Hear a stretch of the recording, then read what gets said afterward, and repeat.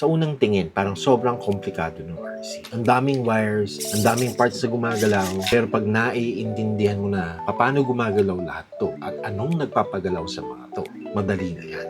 Simulan natin sa controller na hawak mo. Ang tinatawag natin dito ay ang transmitter. Kapag iniikot mo yung manubela, sumasabay ang gulong ng model.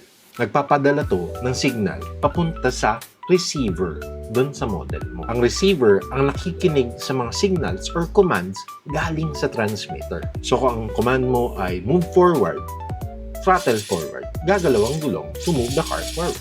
Pag kinalabit mo ang reverse, magre-reverse naman ang model. Pag ginalaw mo naman ang manubela, gagalaw naman ang gulong proportional to how you're moving the steering wheel. Isa sa pinaka-importanting component sa RC ay ang tinatawag nating ESC. Sa model ko, ito yung may ilaw na green. Ang ESC ang nagko-control ng power going to the motor. It regulates the proportional capability of your transmitter.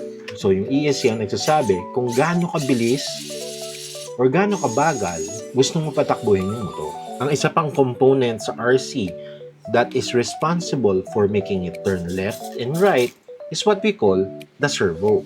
In my model, ito yung servo sa harap. So, it's responsible for turning the steering wheel left and right. So, merong mga steering linkages dyan to connect the two wheels sa kanyang axle and to its differential. Kaya pag niliko mo yung steering wheel, gagalaw rin siya.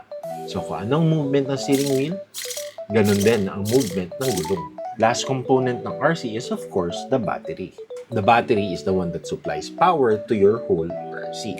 Without the battery, the RC will not move, of course. Marami tayong klaseng batteries, and we will be discussing that in a separate video.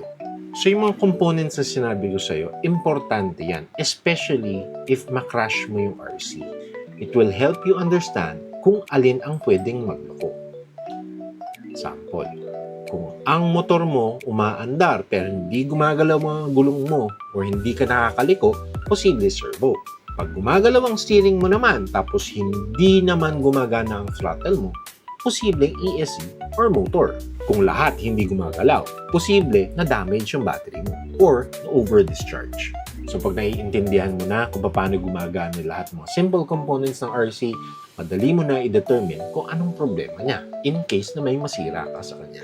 Lahat ng components na dinescribe ko needs to work in order for the RC to run properly. And once you understand the purpose of each and every one of these components, madali mo nang i-troubleshoot ang RC mo in case something goes wrong.